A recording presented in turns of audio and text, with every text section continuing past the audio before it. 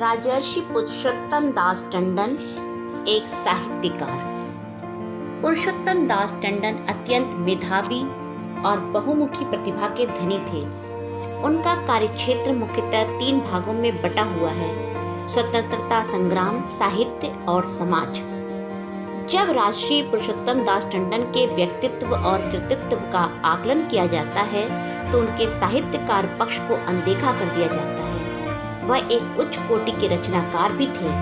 उनकी रचनाओं में तत्कालीन इतिहास की खोज की जा सकती है। साहित्यकार के रूप में टंडन जी निबंधकार, कवि और पत्रकार के रूप में दिखलाई पड़ते हैं। उनके निबंध हिंदी भाषा और साहित्य, धर्म और संस्कृति तथा अनेक विविध क्षेत्रों से संबंधित है।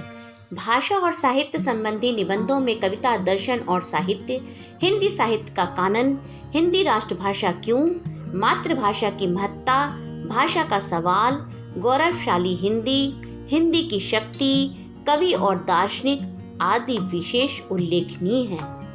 धर्म और संस्कृति संबंधी निबंधों में भारतीय संस्कृति और कुंभ मेला, भारतीय संस्कृति संदेश तथा अन्य निबंधों में लोक कल्याणकारी राज्य और धन और उसका उपयोग, स्वामी विवेकानंद और सरदार वल्लभ भाई पटेल आदि अति महत्वपूर्ण हैं।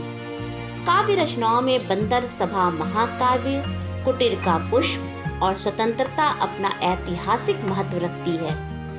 इन कविताओं में राष्ट्रीयता और देशभक्ति की प्रमुखता है। राजर्षि जी में बाल्यकाल से ही हिंदी के प्रति अनुराग था। इस प्रेम को पूर्णता प्रदान करने के लिए पंडित बालकृष्ण और मदन मोहन मालवीय जी ने 10 अक्टूबर 1910 को काशी में हिंदी साहित्य सम्मेलन का प्रथम अधिवेशन महामना मालवीय जी की अध्यक्षता में हुआ और टंडन जी को सम्मेलन के मंत्री के रूप में नियुक्त किया। तदंतर हिंदी साहित्य सम्मेलन के माध्यम से हिंदी की अत्यधिक सेवा की। टंडन जी के लिए हिंदी के प्रचार प्रसार के लिए हिंदी विद्यापीठ प्रयाग की स्थापना की। इस पीठ की स्थापना का उद्देश्य हिंदी शिक्षा का प्रचार प्रसार और अंग्रेजी के वर्चस्व को समाप्त करना था।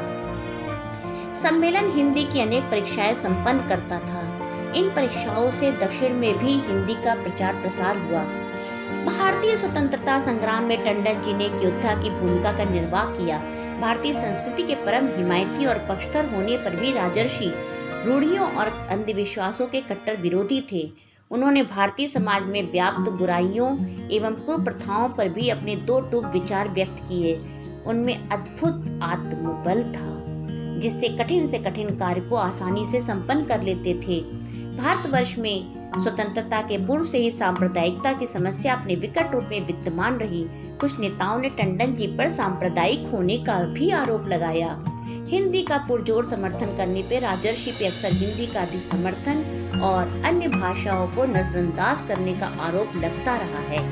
1961 में हिंदी भाषा को देश में अग्रणी स्थान दिलाने में अहम भूमिका निभाने के लिए देश का सर्वोच्च नागरिक पुरस्कार दिया गया। 23 अप्रैल 1961 को भारत सरकार द्वारा भारत रत्न से विभूषित किया गया।